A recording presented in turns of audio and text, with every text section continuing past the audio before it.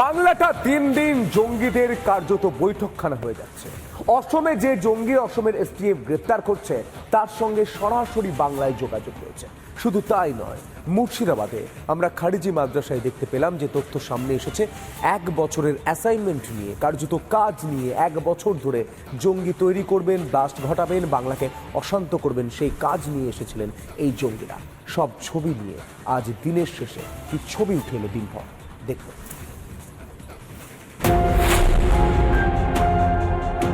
অসম পুলিশের এসটিএফ এর জালে আরো 2 বাংলাদেশি জঙ্গি ধৃত। দুজনেই আনসারুল্লাহর বাংলার সক্রিয় সদস্য বলে দাবি অসম পুলিশের।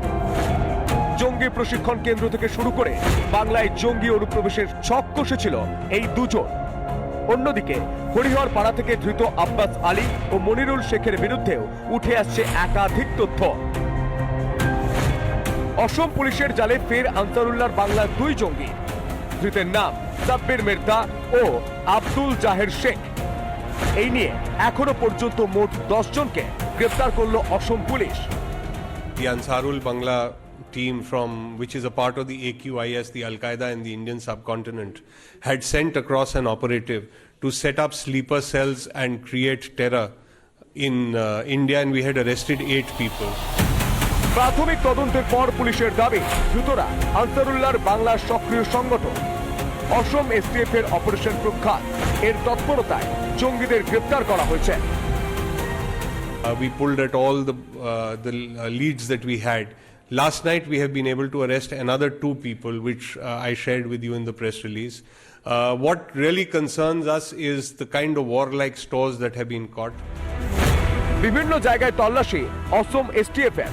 উদ্ধার 4টি একে সিরিজের রাইফেল, 34টি তাজা গুলি, আইডি তৈরির সরঞ্জাম। উদ্ধার 34টি সুইচ ও হ্যান্ড গ্রেনেড।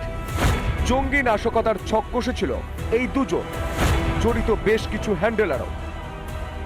আনসার বাংলা টিমের মডিউল, আনসার বাংলা টিমের স্লিপার সেলস এই মুহূর্তে গোটা পশ্চিমবঙ্গ এবং আসাম ছাড়া দেশের আর কোথায় কোথায় কাজ করছে, কোথায় কোথায় স্প্রেড করছে, নতুন করে সক্রিয় হচ্ছে, গোটা বিষয়টা জানতে এক্সটেন্সিভ তদন্ত চালাচ্ছে আসাম পুলিশের এসটিএফ।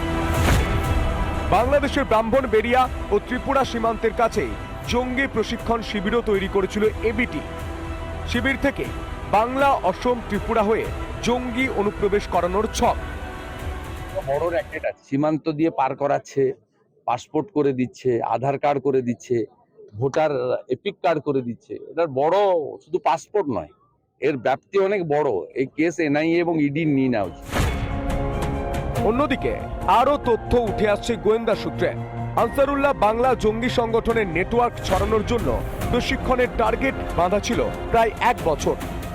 টার্গেট বেঁধে কাজ করত হরিহর পাড়ার আব্বাস আলী। 1 বছরের জন্য খারিজি মাদ্রাসা চালানোর জন্য বাড়ি ভাড়া নেয় আব্বাস। প্রশাসন পরিচালিত হবে আইন অনুযায়ী, সংবিধান অনুযায়ী। এই যারা প্রশাসনিক পদের দায়িত্ব আছেন তারা কারা এবং তারা কি ভূমিকা নিয়েছেন সেটা আগে নির্দিষ্ট করে আমাদের খুঁজে বার করতে হবে। তা না হলে এই সমস্যাটা আজকে আমরা দেখতে পাচ্ছি বাংলাদেশে অস্থিরতার জন্য, তার মানে সমস্যাটা দীর্ঘকালীন। এই বছরের মধ্যেই বাংলা সহ বিভিন্ন রাজ্যে এবিটি নেটওয়ার্ক চাঙ্গা করার প্রশিক্ষণ চলছিল। সৈকত পালের রিপোর্ট, রিপাবলিক বাংলা। সাদ রোদি না নূর আলম না মুজিবুর রহমান, কারা এর পেছনে লুকিয়ে রয়েছে সেই তদন্ত করছে আসামের এসটিএফ। তারা তদন্ত করে দেখার চেষ্টা করছে যে এর পেছনে কে থেকে, মাথায় থেকে কোন মাথা কাজ করেছে এবং কারা এই বাংলা, কেরালা সহ ত্রিপুরা, অসমে অশান্তি তৈরি করার, নাশকতা তৈরি করার চেষ্টা করছে। দেখুন।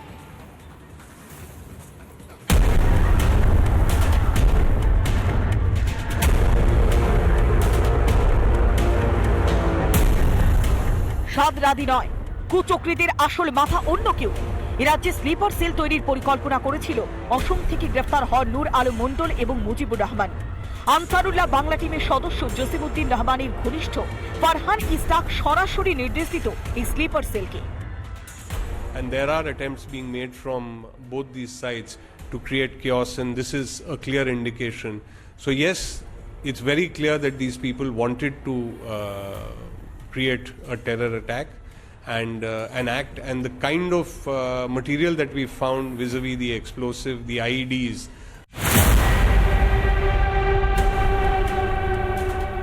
বাংলাদেশে বসে নাশকতার ছক, অসম পশ্চিমবঙ্গে স্লিপার সেল নিয়ন্ত্রণ, চক জসিমউদ্দিন ঘনিষ্ঠ ফরহানের, ভালাকাটা মুর্শিদাবাদে জঙ্গিদের বৈঠকে কে কোথায় থাকবে তার সিদ্ধান্ত ছিল নূর এবং মুজিবারের। একটার পর একটা তথ্য উঠে আসছে এই তদন্তে নেমে, এবং 3 জঙ্গি সংগঠন মূলত আইসিস, জেএমবি এবং এবিটিএ, এরাই কিন্তু বাংলায় একটা অশান্তি এবং নাশকতার ছক তৈরি করেছে, এমনটাই কিন্তু তথ্য উঠে আসছে। এবং সেই ছক বানচাল করতে কিন্তু তৎপর আসাম পুলিশের স্পেশাল টাস্ক ফোর্স।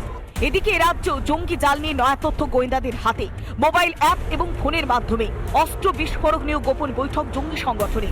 কেন এই পরিস্থিতি? অন্য রাজ্যের পুলিশের কাছ থেকে খবর পেতে হচ্ছে বাংলার পুলিশকে। কোথায় সক্রিয়তা? পশ্চিমবঙ্গে তো এই যে চক্র চলছে, আমরা তো কত বছর ধরে গলা ফাটাচ্ছি যে পশ্চিমবঙ্গের বাঙালিদের ঘুম ভাঙানোর জন্য গোটা পশ্চিমবঙ্গটাকে বিনা যুদ্ধে দখল করার চেষ্টা চলছে পাকিস্তানের তরফ থেকে, বাংলাদেশের তরফ থেকে। আমরা যদি বুঝতে না পারি, এবং তাদের তৃণমূল কংগ্রেস হেল্প করছে, ডেমোগ্রাফি চেঞ্জ করা হচ্ছে বাংলাতে এসে রোহিঙ্গাদেরকে বসিয়ে দেওয়া হচ্ছে, এরপরে কলকাতাবাসী কোথায় পালাবে সেটা তো ঠিক করতে হবে। এদিকে চারদিকে যখন থরহরিকম্প, তখন ফের দায়িত্ব জ্ঞানহীনের মতো মন্তব্য করলেন মেয়র ফিরহাদ হাকিম। এখানে কোনো জঙ্গি নেই। কি হচ্ছে এখন, যেটা হচ্ছে সেটা হচ্ছে যে কেন সেন্ট্রাল এজেন্সি তাদের এফিসিয়েন্সি নষ্ট হচ্ছে, কেন কোর্টকে বলতে হচ্ছে যে আপনারা যা কেস করেন তার 4%ও কনভিকশন হয় না। তার কারণ এখন তো সেন্ট্রাল এজেন্সি যারা আছে তারা পলিটিক্যাল মাইলেজের জন্য কেস করে। একদিকে অনুপ্রবেশ সমস্যা, আর অন্যদিকে অনুপ্রবেশের আড়ালে জঙ্গি ঘাঁটি বাংলায়। আর কতদিন এইভাবে নিজেদের দায় এড়াবে শাসক দল তৃণমূল? কেনই বা সাধারণ মানুষের নিরাপত্তা নিয়ে উদাসীনতা? উত্তর সেই অধরাই। রিপাবলিক বাংলা। 2011 সাল থেকে 2024 সাল রাজ্যে হয়তো বড় শিল্প সেভাবে কোনোদিন আসেনি, কিন্তু বাংলার মানুষ এখন বুঝতে পারছে, বাংলার মানুষ এখন প্রশ্ন করছে সব থেকে বড় শিল্প কি জাল নথি? যে নথি নিয়ে জাল পাসপোর্ট তৈরি করা যায়, জাল আধার কার্ড তৈরি করা যায়, জাল ভোটার কার্ড তৈরি করা যায়। এবং মঞ্চে দাঁড়িয়ে তৃণমূলের নেত্রী রত্না বিশ্বাস বলেন যে এই কাজটা তৃণমূল নেতারা ভালো পারেন। রাজ্যের পুলিশ আটকায় না, রাজ্যের গোয়েন্দা দপ্তর আটকায় না, তাই এবার কোমর বাঁধছে দিয়েছে এই জাল নথি আটকায়। দেখো, लगातार उन क्षेत्रों में पेट्रोलिंग कर रहे हैं और प्रयास कर रहे हैं कि किसी प्रकार की कोई भी इन्फिल्ट्रेशन हमारे क्षेत्र में ना होने पाए।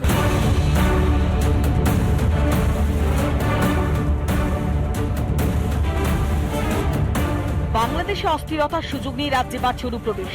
ধরা পড়ছে একের পর এক বাংলাদেশ থেকে আসা জঙ্গি। তাদের প্রত্যেকের কাছ থেকে মিলেছে ভুয়ো পাসপোর্ট, ভুয়ো ভোটার কার্ড সহ একাধিক জাল নথি। পশ্চিমবঙ্গে রমরমিয়ে চলছে ভুয়ো নথির কারবার। বাংলায় এত সহজে ভারতের ভুয়ো নথি কিভাবে জোগাড় করে নিচ্ছে জঙ্গিরা? এটা এখন সব থেকে বেশি ভাবাচ্ছে সীমান্তবর্তী বাহিনী। বিএসএফ এর ডিজি দলজিৎ সিং চৌধুরী তিনি গতকালকে বৈঠক করেছেন সাউথ বেঙ্গল ফ্রন্টিয়ারের বিএসএফ আধিকারিকদের সঙ্গে। আর সেই বৈঠকে যে বার্তা দেওয়া হয়েছে, অন্তত যেমনটা বিএসএফ সূত্রে খবর পাওয়া যাচ্ছে, যে এই রাজ্যে যেভাবে ফেক পাসপোর্ট তৈরির চক্র একেবারে রমরম করছে তা নিয়ে যথেষ্ট উদ্বিগ্ন বিএসএফ। এখনো কেন ভুয়ো নথির কারবারে লাগাম টানতে পারছে না রাজ্য পুলিশ? বুধবার দত্তপুকুর থেকে জাল পাসপোর্টের কারবারে জড়িত থাকার অভিযোগে এক ব্যক্তিকে গ্রেফতার করে পুলিশ। 2021 সালেও সেই জাল পাসপোর্ট তৈরির মামলায় গ্রেফতার হয়েছিল। ছাড়া পেয়ে ফের ভুয়ো পাসপোর্টের ব্যবসা শুরু করেছিল সে। অথচ এতগুলো দিন ধরে সেই খবর জানতে পারেনি পুলিশ। তাই রাজ্যের মুখাপেক্ষী হয়ে না থেকে এবার ভুয়ো নথির কারবার বন্ধে কোমর বেঁধে আসরে নামতে চলেছে বিএসএফ। বিএসএফ এর ডিজি যেমনটা অন্তত সূত্রের খবর, সাউথ বেঙ্গল ফ্রন্টিয়ারে বিএসএফ এর আধিকারিকদের স্পষ্ট নির্দেশ দিয়েছেন, সীমান্তবর্তী এলাকায় এই ভুয়ো পাসপোর্ট তৈরির যে র্যাকেট চলছে, সেই র্যাকেট বিএসএফ তার নিজস্ব ইন্টেলিজেন্স দিয়ে যেন খতিয়ে দেখে এবং তাতে কাস্টমস ও অভিবাসন দপ্তরের সাহায্য নেওয়া হবে। রাজ্য সরকার, রাজ্যের ইন্টেলিজেন্স যদি সাহায্য করতে পারে তাহলে অবশ্যই সেটা স্বাগত, কিন্তু শুধুমাত্র রাজ্যের ইন্টেলিজেন্সের ওপর আস্থা আর রাখতে চাইছে না বিএসএফ শীর্ষ নেতৃত্ব। জঙ্গিদের কাছে ভুয়ো নথি থাকা নিয়ে রাজ্যকে কটাক্ষ করেছে বিজেপি। একের পর এক জঙ্গি ধরা পড়ছে, তাদের আধার কার্ড, ভোটার কার্ড, কোনো কিছুর অভাব নেই। হয়তো আমি নাগরিক হিসেবে যে কটা কার্ড দেখাতে পারবো তার থেকে হয়তো 2-4টে কার্ড দেখিয়ে দেখিয়ে দেবে। এই হচ্ছে আমাদের সরকারের মহিমা। বাংলাদেশ এখন সন্ত্রাসবাদীদের মুক্তাঞ্চল। জেল থেকে সদ্য ছাড়া পাওয়া জঙ্গিদের সফট টার্গেটের মধ্যে অন্যতম হচ্ছে পশ্চিমবঙ্গ। নাশকতা ও বাংলার মাঝে এখন একটাই মাত্র দেওয়াল, বিএসএফ। রিপাবলিক বাংলা। এবার কি জঙ্গিদের টার্গেটে এ রাজ্যের বিরোধী দলনেতা শুভেন্দু অধিকারী? এটা এখন সব থেকে বড় প্রশ্ন, কারণ কেন্দ্রীয় সংস্থা এই রাজ্য পুলিশ এবং কলকাতা পুলিশকে সতর্ক বার্তা পৌঁছে দিয়েছে। আমরা যেটুকু জানতে পারছি, এই বাংলাদেশ থেকে একের পর এক জঙ্গি নেতাকে জেল মুক্তি ঘটিয়েছে এই মোহাম্মদ ইউনূস, এবং জঙ্গিদের কার্যত নাচ জামাই করে কলকাতায় আদর যত্ন করে রাখা হচ্ছে বিভিন্ন জায়গায়, রাজ্যের বিভিন্ন প্রান্তে। জঙ্গিদের আঁতুর ঘর, জঙ্গিদের বারান্দা তৈরি হয়েছে বাংলায়। স্বভাবতই এই জঙ্গিরা শুভেন্দু অধিকারীকে টার্গেট করতে পারে, কারণ অনেকেই মনে করছেন যেভাবে হিন্দুদের জন্য রাস্তায় নেমে তিনি আন্দোলন করেছেন, সেটার জন্য চক্ষুষ হয়েছেন এই জঙ্গিরা। দেখো,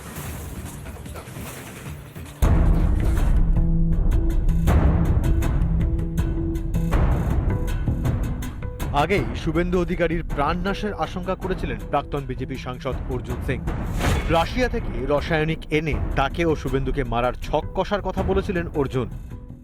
শুভেন্দু অধিকারী, অর্জুন সিং মতন লোকেদেরকে এরা কোনোভাবে আটকাতে পারছে না, তখন একটা মেরে দেওয়ার চক্রান্ত চলছে। এমন কেমিক্যাল স্মাগল করে আনা হচ্ছে রাশিয়া থেকে এইদের মাধ্যমে, যাতে আমাদেরকে কোনো ভাবে ইনভেস্টিগেশন নামে ডেকে এরকম কেমিক্যাল আছে কি আপনার পাশে যদি স্প্রে করে দেওয়া যায়, সে লোকটা মারা যায়।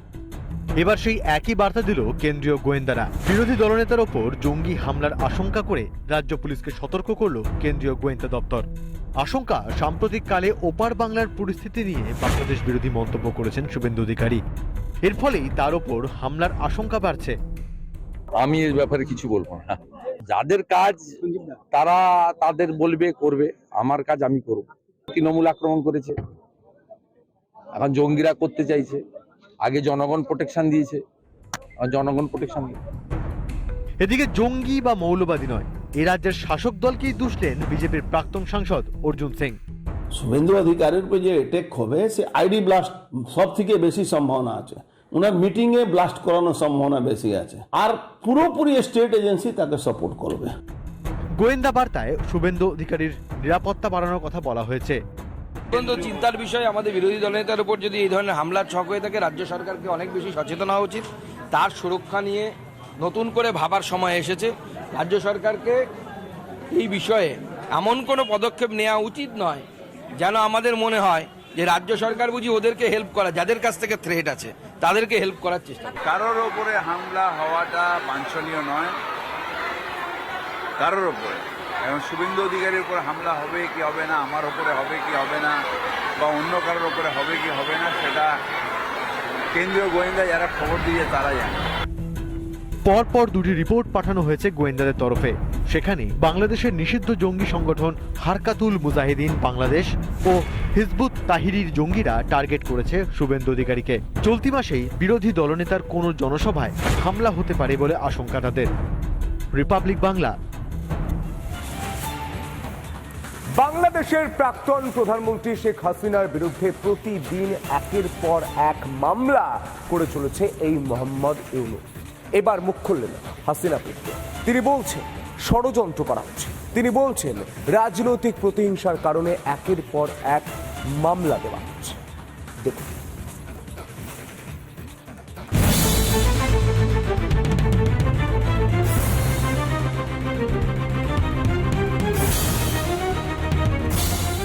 তিনি ক্ষমতায় থাকাকালীন হাসিনা বাংলাদেশে ফিরলে যাতে কোনোভাবেই খোলা আকাশ না দেখতে পান, সেই ব্যবস্থায় কোনো খামতি রাখতে নারাজ ইউনূস। এবার ইউনূসের এই প্রতিহিংসা পরায়ণতাকে তীব্র কটাক্ষ করেন হাসিনা পুত্র সাজিব ওয়াজেদ জয়। বিচারের নামে প্রহসন চালাচ্ছে অবৈধ ইউনূসের সরকার। আন্তর্জাতিক অপরাধ আদালতে প্রতিহিংসা চরিতার্থ করতে গিয়েছে ইউনূস। বাংলাদেশে আওয়ামী লীগ কর্মীদের উপরে অত্যাচার চালানো হচ্ছে, বিচার বহির্ভূত খুন এবং মিথ্যে মামলায় ফাঁসিয়ে জেলবন্দি করা হচ্ছে। বিচার বিভাগকে হাতিয়ার বাড়াচ্ছে ইউনূস। ইউনূসের বিচার বিভাগে তাই কোনো আস্থা নেই। এই ষড়যন্ত্রের তীব্র নিন্দা জানাচ্ছি। এর মধ্যে বুধবার হাসিনার নামে আরো একটি নতুন মামলা দিল ইউনূসের পুলিশ। জুলাই অগাস্টে ঢাকার জেলে বন্দি মৃত্যুর মামলায় হাসিনার নামে 63 জনের বিরুদ্ধে খুনের মামলা রুজু করা হয়েছে। এদিকে ইউনূসের সরকারের বিরুদ্ধে আন্তর্জাতিক আদালতে মামলার হুঁশিয়ারি দিয়েছেন হাসিনা ঘনিষ্ঠ শিল্পপতি মোহাম্মদ সাইফুল আলম। তার একাধিক সম্পত্তি ইউনূস অনৈতিকভাবে ফ্রিজ করে দিয়েছে বলে অভিযোগ করলেন সাইফুল আলম।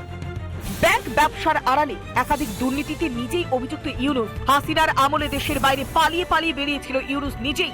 অস্থায়ী অবৈধ সরকার কি আদৌ বৈধ বিচার করতে পারে? রিপাবলিক বাংলা। রোহিঙ্গা রোগে ভুগছে গোটা বাংলাদেশ। মায়ানমার থেকে যে রোহিঙ্গারা এসে বাংলাদেশে নানান রকম অপরাধের সঙ্গে যুক্ত থাকতো এবং ভারতের বিরুদ্ধে তাদের লেলিয়ে দেওয়া হতো, সেই রোহিঙ্গারা এখন কপালে ঘাম জমাচ্ছে মোহাম্মদ ইউনূসের।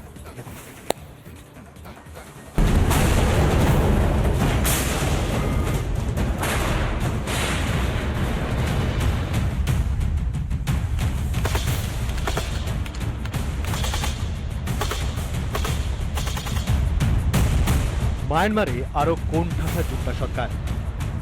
আরাকান, কাচিন, মান্দালয়, চীন ব্রাদারহুড এসব নামই এখন মূর্তিমান বিভীষিকা জুন্টার কাছে।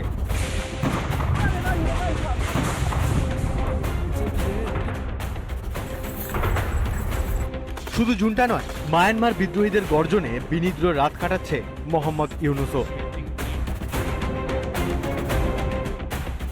10ই ডিসেম্বর মাউংডো শহর পতনের পর থেকে সবকটি ফ্রন্টে পিছু হাঁটতে বাধ্য হচ্ছে জুন্টা। রাখাইন প্রদেশের 90% আগেই হাতছাড়া। এবার চীন প্রদেশও হারাতে বসেছে জুন্টা।